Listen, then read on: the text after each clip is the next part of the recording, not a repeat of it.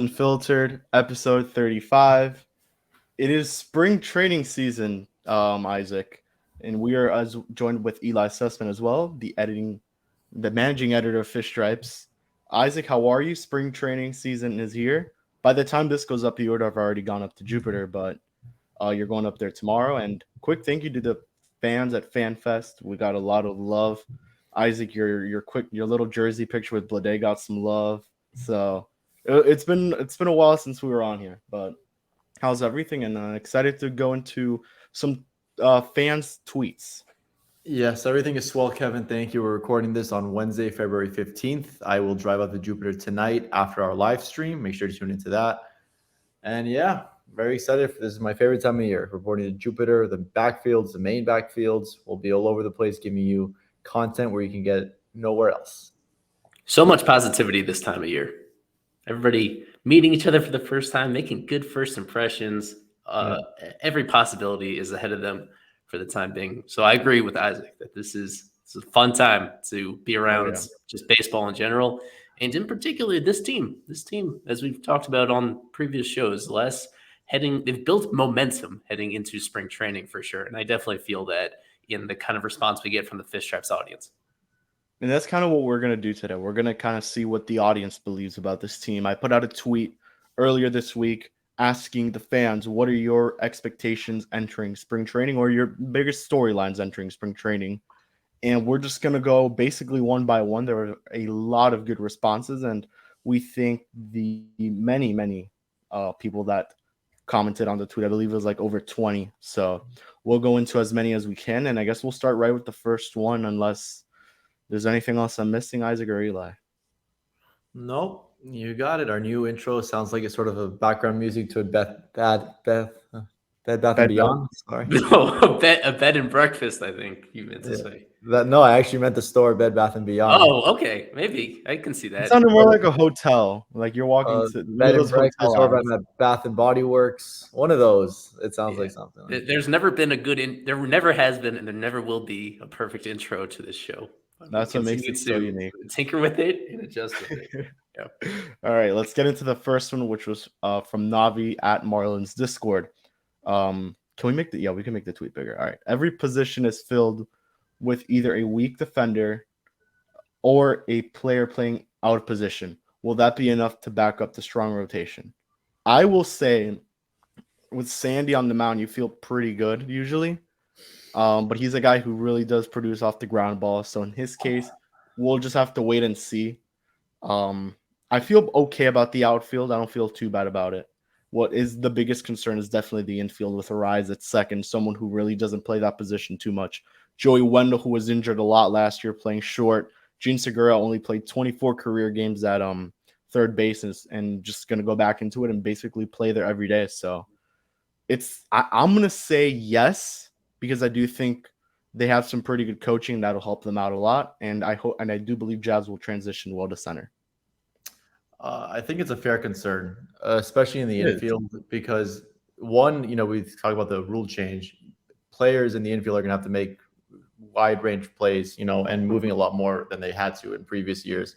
And also you are getting objectively worse at specifically the shortstop position and probably at the third base position. You go from Miguel Rojas, it doesn't get much better than that. You're going to Joey Wendell, who is no slouch himself, but he's not Miguel Rojas. And you're going from Brian Anderson over to Gene Segura, who, like Kevin mentioned, 24 games in his career at the hot corner, probably going downward from Jazz to Luis Arise, and you have no more Lewin Diaz at first. It's only going to be Garrett Cooper playing that position. So yeah, you definitely are regressing defensively in the infield. So I think that might, fans won't be used to it right away. I think it's going to hurt this team a little bit, but I think the outfield is going to be fine. Like we mentioned, Avi's played his whole career in right field. Jazz, I think, will be fine, and left field should be fine as well. It's the easiest position to play. So, but I do think the infield defense will take a step back.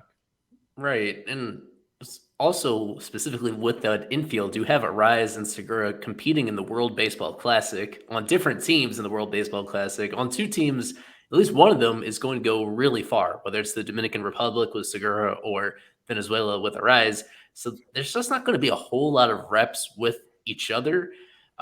Now, there has been this has been important that we've seen and heard about off-season work that these guys did even before spring training. They had a hitters camp going back to like mid-January, almost a month prior to where we are now. That was involving Segura. And so he was able to get some reps, build some camaraderie with his teammates. Then with Arise, he was traded over a little bit later in the offseason. They're just not going to get very many, even in exhibition games. There's going to be so few reps between these infielders with each other just to know the little idiosyncrasies of how they turn double plays, of who covers a bag on stolen base attempts, and we're expecting a lot of stolen base attempts, little things about where they deliver the throw to you when you're covering a bag, like all these things that I think do get better when you get more reps with each other. And in this case, acquiring these two guys in the same offseason, Segura and Arise, that are both expected to be everyday players, and having them come from different teams and entering a season where they're just not going to be together for a whole lot of spring training. I think definitely early in the year, especially, there should be reason to believe that this is going to be a weakness of the team. Yeah, and I'll say that the most we'll probably see them together, working out together, will probably now starting next week on Tuesday when these guys are I believe they're all there now, most of them at least.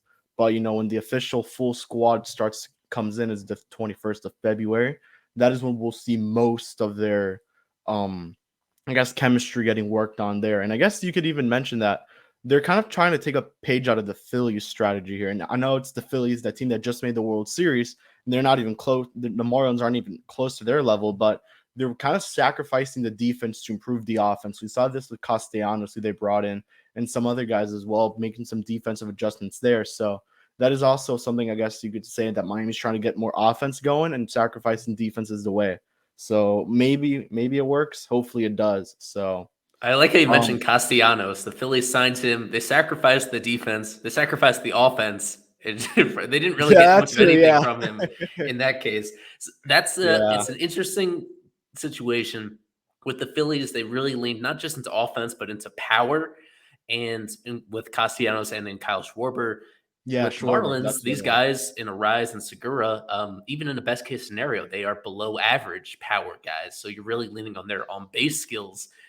Like the upside with these guys isn't quite as high as with those Phillies players, and that's kind of reflected in the fact that they were less expensive to acquire in the first place. Yeah. So that's why I understand the concern, because it does appear they are trading off some defense on the negative side, and even if things go really well with these players, they're not franchise-changing offensive players. So I think one way of just looking at it is that this offense was so bad. By the end of the year, last year, you could say this was the worst offense in baseball for most of the second half of the year, which means that just if you go anywhere from that to even league average, that's an enormous difference. And that would be maybe enough to put this team where it wants to be competitively. Yep. Moving on, we have just Marlins. I'm concerned about the overall defense of the team. We already covered that. Thank you for, I guess, mentioning that. All right, next one comes from Victor. It is Jazz in center field, Puck and Barnes role if Skip has an idea of what lineup he wants and if it can be consistent, taking injuries into consideration. So I guess Jazz in center field, you mean if he'll be good in center field? We kind of mentioned this already in the last question. I believe the transition will go well for Jazz. He's fast, athletic. It looks like he is playing pretty well so far, and what he's been, the training he's been getting going there. He's been trained by already John Jace, former center fielder Juan Pierre, and a couple other big names that have been, we've been hearing on Twitter that Ken Griffey Jr., about as big a name as you can get in center field. There you go. So, all right, then the other question is, well, Isaac, if you want to mention anything on Jazz or Eli. No, just Jazz. I've never seen someone be more excited about going from the middle infield to the outfield. When I spoke with him at Marlins Media Day, he was very excited about talking with Ken Griffey Jr. They're gonna have a lunch and they're gonna have an on-field meeting up in Jupiter at some point. Who knows when? But yeah, he's very excited, and if anyone can do it with the confidence that he has, it's probably Mr. Jazz Chisholm. Yep, and then going on Puck and Barnes. Puck was acquired, just for the ones who aren't aware, Puck was acquired on Saturday in exchange for JJ Bleday. If you want to hear the live reaction, you could go to Twitter and you could listen to the spaces then. And then you could go onto Fish Stripes Live, which we'll probably talk about that tonight technically, and then you guys could just rewatch that if you haven't done so. Then Matt Barnes was acquired by the Marlins in exchange for Richard Blyer. Miami got cash back. I believe it was $5 million. So if let's just kind of analyze that. Puck and Barnes are definitely going to be back end of the rotation guys, I believe. I mean, Barnes will get probably some looks in as the closer at some point. Puck, we'll see what happens. I mean, middle relief to more setup role I would like to see, but we'll see. Yeah, I put out a tweet asking Marlins fans who's going to lead the team in saves, and the answer, 45% of the votes went to AJ Puck. I don't know about that. The other options I put were Dylan Floro, Matt Barnes, Tanner Scott. Just off the top of my head, I would assume that Matt Barnes would open. Right now, honestly, we have no idea. I'm going to ask Eli who he thinks will end up being the first closer of this team. I think it'll go to Barnes. I don't know if Eli disagrees because it's a really good question. I have no idea. Yeah. What Skip has mentioned, I kind of believe him, is that I can't imagine one guy sticking at closer for an extended period. Even I think they are going to really play it by matchups in some situations where when a pitcher gets really hot, maybe he gets steady opportunities for a while. But I think they understand that there is another way besides the way that Marlins fans are used to seeing it under Don Mattingly. There doesn't have to be a designated closer at any particular time. I would say that as I understand why people are excited about both Barnes and Puck, but you can make the case that Floro was. I mean, Floro just might simply really be good. better, even though he's not as sexy and the upside isn't as high because of the quality of his fastball isn't quite the same, and he relies more so on contact. I don't necessarily see him as being upset on the depth chart. I feel like even if there's not a designated closer, that Floro right now would be on top of the depth chart, if that makes sense, right? I feel like he is going to, until proven otherwise or until he gets hurt again. The only thing we saw last year is that when he was hurt and when he was coming back from the injury, that's when he was extremely vulnerable, when his stuff took an even farther dip down. If he's fully healthy, I think he is at the top of the depth chart. One thing I want to mention on Puck is I feel like he is a guy that you could see a lot used in mid-inning situations with inherited runners because he did really well with that towards the second half of last year with the Oakland A's. And if he's comfortable with that, that's extremely valuable. That is something they tried to have Blyer doing last year. Blyer was the main guy that the Marlins used last year to get them out of jams when you needed soft contact or if you I don't know. They didn't really have great options, but Blyer somehow was in that situation where he was the one coming in with runners in scoring position in the sixth inning or the seventh inning, and he did really poorly at that. There's really no way to sugarcoat it. Like he was disappointing in that role, and I feel like Puck could sneakily get a lot of those opportunities. I don't really think about it necessarily as who gets what inning because I don't even think Skip is going to think of it that way. But I was encouraged looking at Puck's season last year and seeing the way that he would come in pretty often with two runners on base in a high leverage situation and get out of it. I think that's a way that he could be really valuable to this team. Yeah, and something Isaac mentioned was Tanner Scott, and he thinks he's going to be probably one of the better relievers on the Marlins this year in terms of the setup role. I definitely see Tanner Scott in that setup role, maybe like the Anthony Bass from last year, as Isaac also mentioned. So maybe we see Puck in more of a middle relief, high leverage role. That's how I see it. And then Matt Barnes, I would like to see get some opportunities to close. But Dylan Floro had an amazing second half of 2022. You looked at those final months. I believe he had a 10-game stretch where he did not allow a hit, or he just had a 0 ERA. So very impressive stuff there. And from what the Marlins looked like last year in terms of their bullpen to this year, you really just have to, although he didn't get any of the marquee guys in free agency or Alex Reyes, who I know many wanted, Miami still improved this bullpen tremendously. Maybe it's still not the best in the NL East, but it's going to put up a better fight than it did last year. I think we could say that much. And the guys that they added to the 40-man, Soriano, Simpson, Villalobos, those guys, Reynolds, those guys will all get a shot at some point, and I think some of them are going to be pretty good. So yeah, I see like an Andrew Miller, Adam Conley sort of role for Puck. Multiple inning guy who, like Eli said, can go in with runners on base. and then go pitch the next inning as well if need be. Yeah. So, and you could correct me if I'm wrong, Eli, but I believe the A's are trying to stretch Puck out to be a starter at one point for them. So it makes a little more sense if you put him in a, I guess, multiple inning role at some point. Yeah, there's a good note coming out of Wednesday morning's media availability from Puck about how he said he was focusing on adding a cutter and a splitter to his pitch mix over the offseason, pitches that he did not use at all in the majors last year, essentially. And that just lends to the idea that he was thinking of ways to go multiple times through a lineup, or at the very least being sure that he had all the options he needed to face right-handed batters. There's no doubt about it that he's going to be really great against lefties. And so the question is whether that can carry over again when hitters have a better look at him from the right side. He's an intriguing guy. I think a lot of us are aligned really liking that deal from the Marlins perspective. Yeah, especially for someone like Blade, who probably wasn't going to play much for the Marlins this year. You have De La Cruz, you have Sanchez, you have many guys fighting for that left field spot. You really probably wouldn't have seen Blade too much unless he would have absolutely killed it in spring, which highly unlikely in my opinion. So, all right, moving on. LMF, Loud Marlins fan, says, away from Jazz and center field utilities at shortstop and the bolstered bullpen by committee, I'm looking forward to the story being about the personality of the team. What will their attitude be coming out of spring? Us against the world, or let's play with house money? And he put team in all caps for the ones that are listening to the pod. I guess he's kind of asking what the clubhouse will look like, the vibe.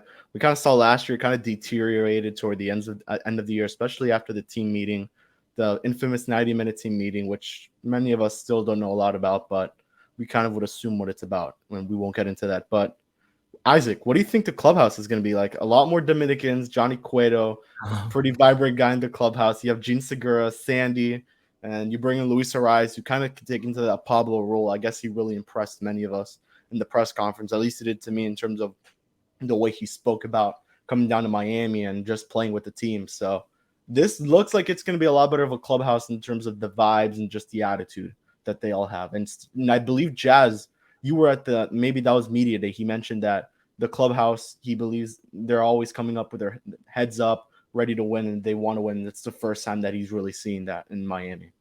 Yeah, he did mention that. He did mention that it's a much better vibe around the clubhouse this year going to spring training. Everybody's excited.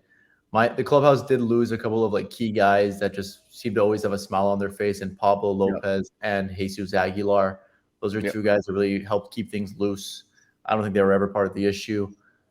But yes, I do see a tremendous change. I haven't been to Jupiter yet, but I was at Media Day, been a couple other events, and it just seems like a happy vibe. And granted, it does always seem like a good vibe at this time of year, but I don't think there's going to be any controversial team meetings in 2023. At least I would hope not. And the hope is if there is one, it'll be about good things, winning, hopefully. So, exactly. Eli, if you want to add anything to what either Isaac or I said. Yeah, the thing about this team that sticks out to me is that the individual players, for the most part, don't have a ton of pressure on them in terms of, one, their contract status. There are very few that are going to be pending free agents next offseason. And there does seem to be, this is the start of what appears to be kind of a multi-year window right now where, it's coming at a time where, as we know, in the National League East, there are three teams that basically everybody expects to be significantly better than them. So what LMF, when he's referring to let's play with house money, that's what it goes back to.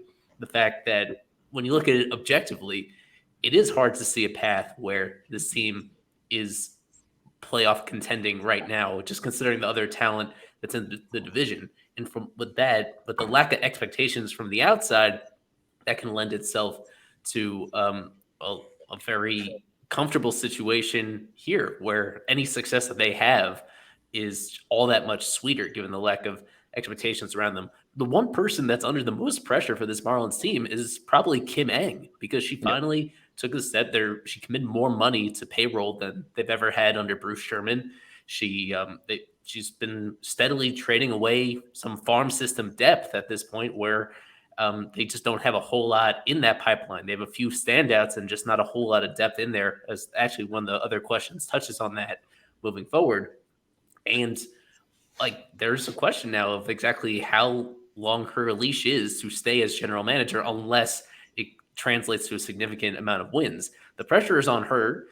She's made moves that I think generally are exciting and you can feel relatively positive about, but the pressure it's away from the players. It's certainly not on the manager, Skip Schumaker being his very first year on the job and as a manager himself. So that's kind of why I think I can believe that there's a good vibe in the clubhouse.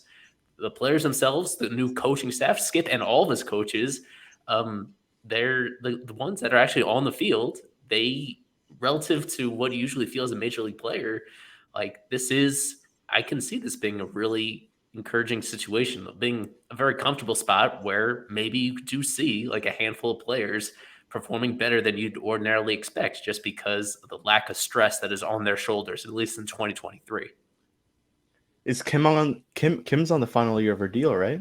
Or she has 1 year after this?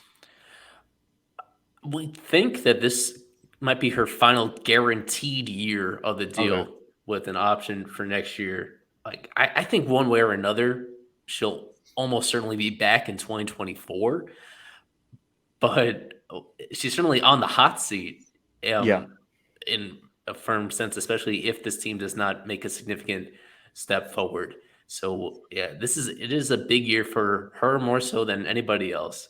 She's deliberated very carefully on making some of these moves, and we'll have to see if they actually prove to be efficient enough to put this team where it hasn't been in quite a few years, at least over the course of a full-length season. All right, we will move on to the next question from Eric C. You mentioned depth, Eli, and this is a question, I believe. Do they have enough depth to deal with injuries? And just to read out what Eric put, he put infield Birdie, Groshans, and Maya LeBlanc. You could add Xavier Edwards to that list. Outfield, Dela Cruz, Burdick, Girard, Conine with a question mark. The depth, I think they have good depth, I would say. I mean, if you, just from the list that was sent here, and maybe one more move to bolster defensive versatility, says at the bottom. But you would definitely have to add Xavier Edwards to that list of infielders. Outfielders, I mean, I don't think there's much more you can go from there unless I think you listed Jeff Conine. I think you listed Griffin a little bit high there because they do have some outfield depth when it comes to, your starting four outfielders. You have those four guys in the big leagues. One of them will be on the bench to begin the year. And then you have guys like Jake Mangum, Gerard Encarnacion, Peyton Burdick, Brian Miller. I think all of those guys, even maybe, don't kill me, but Victor and JD Orr are probably ahead of Griffin Conine at this point. So in the outfield, I think they'll be fine. That's part of the reason why they felt, that they were able to trade JJ Bleday. And in the infield, I think they have as much depth as they've had, at least since the rebuild began. So I think that's not going to be an issue. Hopefully Garrett Hampson might even start the season on the big league roster. And behind him, you have Birdie, you have Wendell, you have all these guys, even in the minor leagues and even in the lower levels of the minor leagues. So I don't think depth will come to be an issue. I think their starting pitching depth might a little bit, ironically. I mean, the pitching depth isn't the worst, though. You traded probably still have Yuri, who very soon will probably be ready for the big leagues. You have Castano. You have some long relievers you could use. I could see where you could say the depth isn't there, but I think it's all right. And Dax Fulton at some point will debut. Right. And I wanted to mention either Yuri and Dax, you want to save them for maybe the second half of the season, just unless they're absolutely dominating the upper levels of the minors, which I'm sure they will, but you don't want to rely on them in the first half, in my opinion. And so that leaves you with basically Braxton Garrett, Brian Hoeing, Daniel Castano, maybe, he's hurt a little bit. And the non-roster invitees early in the year, like a Devin Smeltzer, Chichi Gonzalez. Right. That's the part of the year where you really need to hit on some of these journeyman guys when the first half of the year things don't go well. And this is a Marlins team that we've seen lose pitching depth during the first half of the year and not be able to overcome it, especially in 2021. That's when it was most obvious, but also a little bit last year as well. So they have some new faces kind of in the mix this time, and fingers crossed they won't need them. Like if this rotation actually stays healthy with the guys that are currently in those spots, as people have very fairly hyped it up, this could be the best rotation in Marlins history if the guys that are at the top actually stay healthy and if the prospects that are next in line, mainly Yuri, if they live up to their hype, like the talent is really immense. But on the position player side, You're gonna yeah, beat I me think the to it. depth is, especially on the infield, depth is in a pretty good shape. Yeah. Kind of the question with the infield is whether, I mean, the main question is at shortstop, whether you're going to, they don't, where they're kind of cobbling it together, a very important position that they moved on from Miguel Rojas, and people understand why. But whether it's Wenzel playing there almost every day, or whether you have to put your trust in one of these young guys like Amaya to take over it, like that's one position where I don't feel really confident in any of the solutions that they have, and they'll have to do something to address it long term. They, as we'll talk about Jazz a little bit, I think in these other questions, they had a choice really to move him to shortstop or move him to center field. And really, center field is not in people's minds. It was a surprise that they did that, and by doing that, and seemingly committing to doing that, the shortstop position has me worried. I'll be fair. I'll be just upfront about that. Yeah, that's Joey easily the Wendell position. really impressed us too. Like when we were in spring training last year, Joey Wendell can command the position, but like we said, Miguel Rojas, it does not get better than that defensively. And pitchers, fans are so used to every single play on the left side of that infield being made and pretty easily by Miguel Rojas. So that's why I strongly advise, Miami to take a strong look at Jacob Amaya to maybe cracking the opening day roster, because he is very good with the glove and they're going to need it late in games, maybe even to pinch hit against a left-hander, because Joey Wendell struggles against those in the box. So there's a lot of things they can do. All right, we have 6 questions, which we're going to try to fly through here very quickly by Marcelino Delgado. So the first one, who is the Marlins closer? We kind of can all agree it's going to be closer by committee. Is Jazz the answer in center field? We'll have to wait and see. He looks good so far. Is Cooper the answer at first base? All right, so Miami currently the only other first baseman as a non-roster invitee is Troy Johnston, who is a top 30 prospect currently on MLB Pipeline, and soon to be by Fish Stripes, hopefully. There's not much more to say. And Kim mentioned Miggy Rowe and Fortes as options at first base. Miggy Rowe got traded that same exact day, and Nick Fortes is still on the roster. But I think we'll see Nick catching more, honestly, because Jacob Stallings, I just believe, will catch Sandy and maybe Cueto. But we'll see how that goes. And Isaac, Eli, any objections or just want to add on to that? Yeah, for me, I've never felt that first base was as much of a pressing need as like most people felt. Unfortunately, like Cooper does have this track record of getting injured in all these very awkward and kind of random ways. Eventually, I don't know how. Like, I think it is reasonable to expect him to play most of the games this year. I can't put my finger on one particular reason to feel that they need a whole lot of at bats behind him. Between Fortes, as you mentioned, playing first base, I think that could really happen, and more so Luis Ariz, being that was his primary position last year. Even though the Marlins are saying he's going to be at second base, as we covered, they actually have quite a bit of second base depth. Yeah. And I wouldn't be surprised if Ariz actually does play almost as much first base this year as he did in 2022 with the Twins. So between them, I mean, those are guys that aren't great defensively there, but their bats are at least within striking distance of what you want from a first baseman in that situation. So I don't know if Cooper needs to be the answer. I think all things considered, like, yeah, it'd be in a perfect world, they would just spend what it took to get Jose Abreu at the very start of the offseason. But aside from him, and especially at this stage of the offseason, I'm not sure they're going to find much else. So I think it's perfectly reasonable. Cooper is one of those few players who is a pending free agent in a contract year. He has all the motivation he needs to play well, to take care of his body this year. So I think it's a reasonable bet to just have him as the guy over there. And when he's healthy, he's going to be an above average hitter. And when he gets hot, he's going to be the best hitter on the team for some period of time. The questions with him are always the injuries and the consistency within the season. But despite the way that the season ended for Cooper, I'm probably a little more optimistic than most about him this year. Yeah, we saw how big health was a factor for Coop. I mean, good enough to make the All-Star team in 2022. So I guess the only other player we should kind of give a shout out to here is Drawer. We saw him play a lot of first base in the Dominican Winter League, kind of manned okay. I mean, good enough to put up amazing offensive numbers. And if anything, Coop will just slide in at DH from time to time, and Troy Johnson will definitely be the first man to get the call up if Coop goes down with an injury. So I think Cooper's the answer for now. I could see why Miami was looking for an upgrade, especially Cooper on the contract year, as you mentioned, Eli. And they kind of want more clarity and someone who will be there for years to come, like an Abreu. So we'll see. Next question is DLC going to have a good season? Assuming he's starting in left field. I know you posted today, Isaac, that MLB.com put Brian De La Cruz as a breakout candidate, I believe is what it is. Yeah, De La Cruz, MLB.com, 5 players who they believe will have breakout seasons, and all of De La Cruz's batted ball data sort of supports that. They were a lot of his numbers were good in September.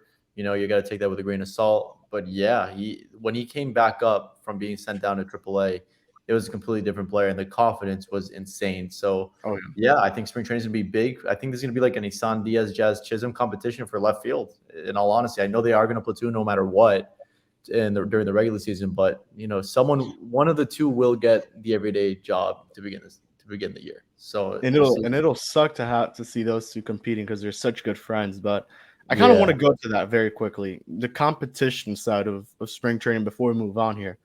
I wanted to ask you, Braxton, Garrett, and Trevor. There's only 5 spots in the rotation. Those 2 are lefties.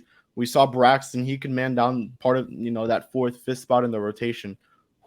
Are we going to see some type of competition there? Do we think we'll see a competition between Braxton and Trevor, or do you think Skip goes all in and goes 6-man rotation?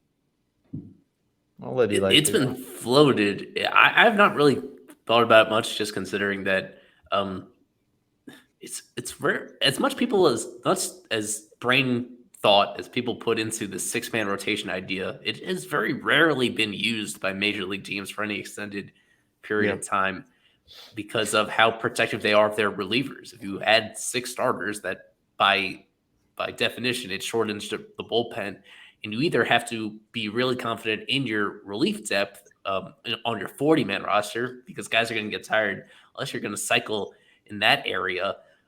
It doesn't really make sense because even if you get quality starts from most of those 6 guys, you're going to see the effects on the other end of the game when the situations are most important. So that just seems like a cop-out, and I think they're going to settle on just 5 guys. Obviously, you want to hope that it's simply 5. Everybody stays healthy and they make a very tough decision at the end of spring. I think realistically, you see the way that teams manage the innings of these pitchers, even if it's not a serious injury, there are it's a strategy to hide guys on the IL for a period of time to manage their innings over the course of the season. So I wouldn't be surprised if that's the way this goes either, where one of the young guys, somebody, obviously Braxton, he's the one that he's never come close to pitching a full season before, and neither has Luzardo, even though he obviously deserves to be in the rotation, and neither has Edward Cabrera, who can't be sent down anyway. Yeah. It would be unsurprising if we get to the end of spring training and all these guys pitch well, that one of them goes on the IL due to forearm tightness or something like that, just to manage their innings and knowing that they'll be needed very soon in the rotation, but just to keep everybody fresh. 6-man rotation, it's difficult to manage. The teams that use it generally aren't very successful during the period of time that they are using it. So with the Marlins, I think they're ultimately going to make a decision at the end of spring training when it comes to that 5th spot, or if they are going to cop out rather than expand the rotation, it's going to be using the injured list in a very creative way. Yep. All right, moving on. Are the Marlins competitive in the NL East? It really does depend. I mean, you're looking at the teams on top of them right now, Phillies, Braves, and Mets, all teams who got a lot better throughout this offseason. And we don't even have to mention the moves that each team made because it'll just be a very, very long list. But just know Trey Turner's back in the NL East. Justin Verlander, the unanimous AL Cy Young, is now in the AL East, and you have to deal with him when you play the Mets. And Sean Murphy's now a NL East member, and he will be here with the Braves for a very long time. So if Miami wants to compete, you believe they would have to do more than what they did this offseason, but they did do enough to at least fight for the third spot in the NL East, maybe surprise many and take that third spot and fight for the second, like Duke Johnson predicted. Yeah, it's going to be tough for this team no matter what, no matter how you slice it. You got to assume all three of those teams that you mentioned, Kev, will be in the postseason, not even competing. But you got to think three of the postseason teams in the NL will be from the NL East. So that sort of leaves one playoff spot available for Miami to try and compete for, which is the third wild card. But yeah, I don't think the Braves got insanely better. They added Sean Murphy, and I think that's about it. But yeah, you're right. The Phillies added Trey Turner. They will be without Bryce Harper for a couple of months. And to give some sort of hope of optimism here, yeah, Bryce Harper's going to be gone for a little bit. The Braves, we'll see what Acuna does, but Miami fared kind of decent against them. And the Mets, something always seems to go wrong. They're depending on two, close to 40-year-olds to be at the top of their rotation. And there's a way that Miami can maybe stay relevant up until August and September. It's not likely, but there is a small glimmer of hope for this team in this division. And they only have to face each of those teams how many times this year? Not 18 anymore. 13, I believe. They play each of them less, which hurts because you only face the Nationals 13 times, but it helps because you only face these guys 13 times as well. So and I quickly want to mention, you mentioned, Braves, Mets, Phillies, all teams we could basically put as a lock in for the playoffs. You just have to look what's outside the NL East. I mean, the Diamondbacks are a team that probably will be competing towards the end. You still have teams like the San Francisco Giants who got a little bit better this offseason, unfortunately struck out on Judge and Correa.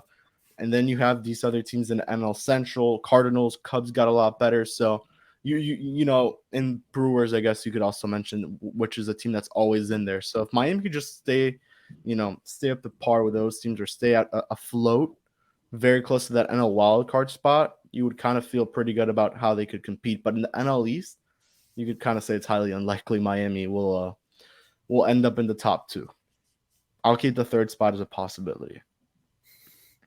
Yeah, you mentioned it. For anybody that hasn't seen our Duke Johnson live stream that we did earlier this month, I encourage you to check it out on our YouTube channel. I thought he'd want to talk football for most of it, this being the Duke Johnson, who is a University of Miami legend and still is an active NFL player. But we spent most of it talking about the Marlins because he has dove in really deep into the Marlins. Way too deep. Not just being a big fan, but being somebody that actually has opinions on that stuff. Like he was so impressive. And you can find that on our YouTube channel.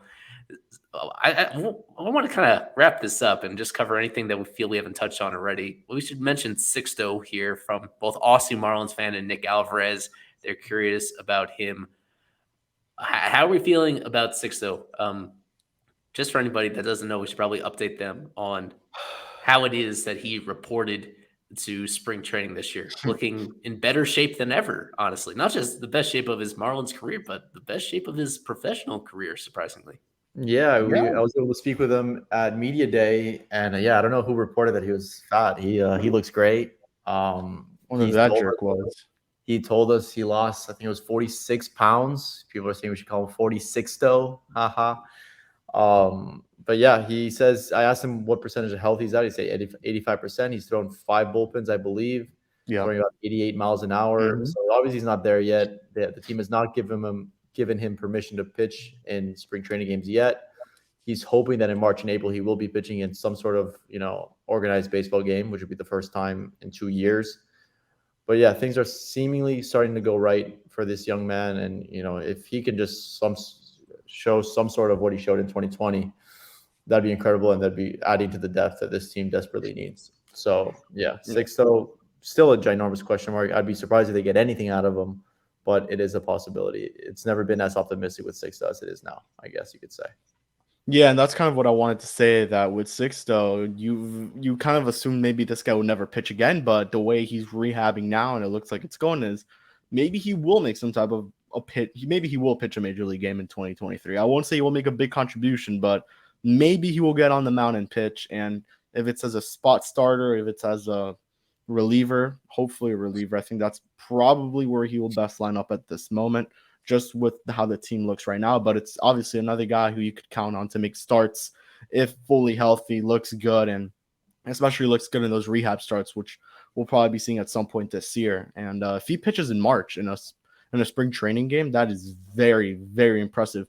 Or we could see him pitch in one of those scrims with the minor leaguers, which I know Eli and I kind of saw. Eli saw more than I did during spring training, but definitely saw a couple of those during spring. So if Sixto could pitch in one of those, maybe, or even in a spring training game, that's just incredible. And huge shout out to him for being able to get through that recovery in those 2 years, which probably have been the biggest mental, just horrible years for him, not being able to go out there and pitch with his teammates, which is something he said he wanted to do, play, and it hurt him a lot not being able to go out there. So wish him the best, and he looks great. I mean, 46 pounds shedded off of his stomach.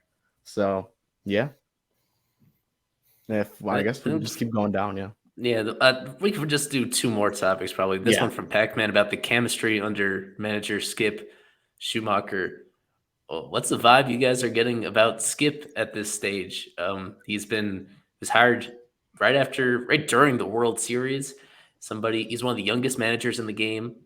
He's he just, like, speaking publicly, he is a big change of pace from Don Mattingly in a lot of different ways, as somebody that just played the game very recently at the highest level and kind of understands what the players are going through at this stage of his career.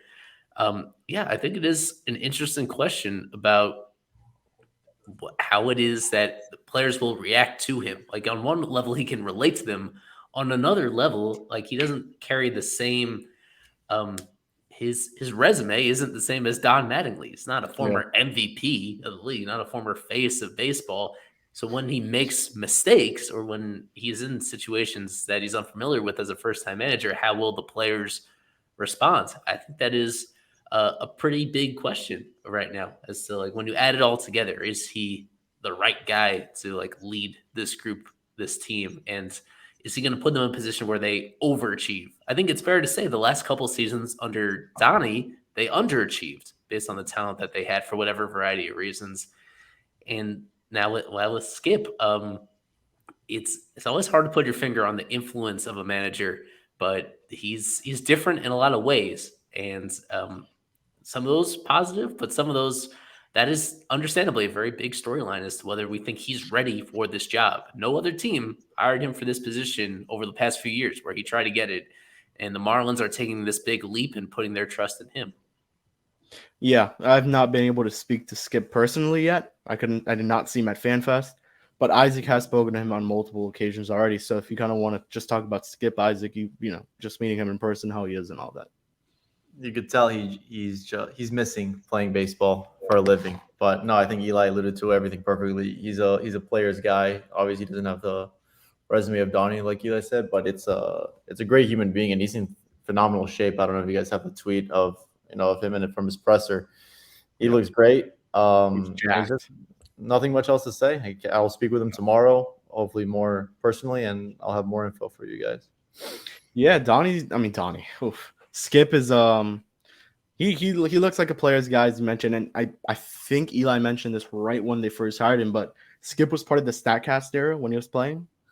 So yeah, I guess his final year of his playing career, 2015, that was the first year of StatCast. So when it comes to just the kind of instructions that he probably received as a player, it's some of the same stuff that his players are receiving today, where when you're playing in a time when all your movements are tracked and through cameras and through other just technology, you can pinpoint very specific things about players more so than ever before. And that is something that was so foreign to the game not that long ago, but now that's the entire difference between wins and losses, is which team is, like, recognizing these deficiencies and making the adjustments the right way. So he is very relatable to the players. And the question is whether the other aspects of the job, whether he's ready for it. Yeah. So final question comes from Andres Nieto. Can/will Sandy continue his dominance on the mound this season? Just for a refresher, Sandy was the Cy Young winner in 2022. He will be trying to defend the award again this year, and hopefully they'll spell it right this time. He surpassed the 200 inning marker, surpassed the 200 strikeout marker. Got, I believe it was 6 complete games, I want to say, this year. So you can't say much more about how good Sandy was in 2022. I do believe he'll continue to dominance. Will it be at the same level? Maybe not, but you'll definitely see Sandy go out there and try to pitch all 9 every night, every 5th day when he's on that mound. Yeah, I think the number one thing people need to just hope for is his uncanny ability to stay healthy. He, knock on wood, he hasn't really spent any time on the injured list since he's been a Marlin, not that I know of. Even in the COVID shortened season, he didn't even go down the COVID IL. So He did. He did. I'm sorry, he did. But he's still did he, right? Yeah, I was about to say. Yeah, he did. He was one of them. He was in the beginning of the year, but he just has not gone in the IL with any arm injury whatsoever. So I think you just got to pray you get another 200 innings out of him, whether he's got a 2-point-something ERA or a 3-point-something ERA. Just hope he's there every 5th day pitching 7 to 8 innings, and that's what you hope for. I think the idea of him having a season like he had this year is unlikely, but I just hope that the durability is there. That's the number one concern for me. Yeah, you summed it up really well. Yeah, Sandy. Even, with few exceptions, there just are not a whole lot of pitchers that do back-to-back seasons like that in terms of both innings and the quality of those innings. And with Sandy, I think if you lean one way or another, you'd probably say that the quantity, like the volume of the innings, is the thing that you trust him most, just based on his track record, based on his work ethic. Like that's what you can trust. It's so hard to prevent runs like that, especially if you are not a top of the scale strikeout guy. And that's a trade-off that he has to make. Last year, everything went great where he allowed more balls in play, but he kept all those balls in the ballpark. He turned a whole lot of double plays. He was really efficient with those pitches as well, where he would get those outs early in the count. Like so many things went right for him last year.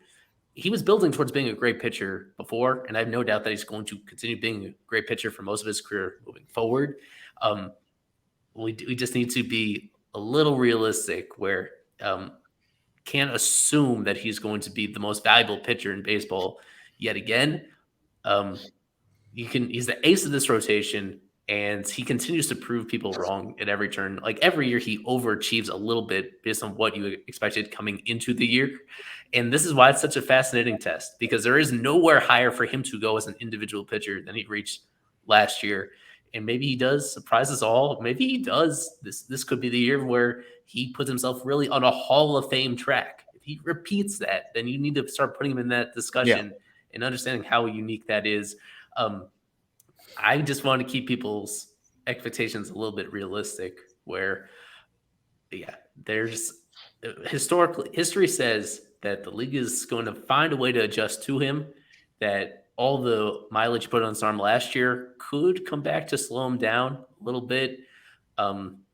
He's still the ace of this rotation, and I'm fascinated to see how it goes, as it says, because of his history. I want to see what it looks like when what is going to keep motivating him to get better when he's already the best in the game. And that's kind of what I want to get to. You mentioned maybe stepping back a bit. I mean, the stepping back a bit, still a very dominant pitcher. Maybe a 3-something ERA, and he was at a 2-something this year, 2.6-something. So if you're putting Sandy an ERA under maybe 3-something, I mean, still an amazing pitcher. And maybe he doesn't surpass the 200 strikeouts, but he'll definitely get over the 200 innings, and you still feel very, very good. And Sandy will probably one of those early Cy Young winners, early favorites to win the Cy Young.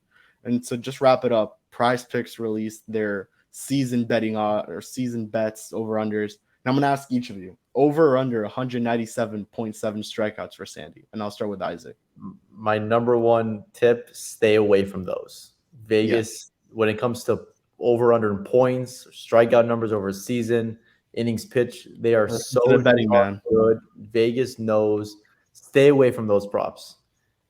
But they nail it. 197.5 strikeouts for Sandy. It's like such a perfect number. I don't know. I would say under. Yeah, me too. Eli? I'll go over, slightly over that number. Yeah, I just say under because I think he'll rely a little bit more through the ground ball this year, especially with the shift and all that. I actually think the opposite is true. I think he's going to need to rely a little bit more on getting guys out. And maybe I'll change my mind because 3 full seasons in the major leagues, 3 seasons of 195 innings plus, and 2 of them were way over 200. So Yeah, if he's just gonna get a strikeout per inning. At least he's not a 14 strikeout per 9 inning guy, but he's at least 8.5, 9 strikeouts per 9 guy. So if that's the case, he should be able to go over. I would leave myself a little edge and go under that number in particular. Yeah, me too. All right, and that's where we're gonna end it. 50 minutes. Did not expect to go this long, but we did it. So from Isaac, from my Eli, and myself, we'll see you all next week. Expect some great coverage. We have Noah going up there every day. Isaac will be up there tomorrow. I will be up there Monday, Tuesday. A lot of coverage coming up. So just follow fishstripes.com, all wherever you listen to your podcast. Subscribe, YouTube, subscribe. We'll see you guys all in the next one. Peace out and go fish. We got to end it off right.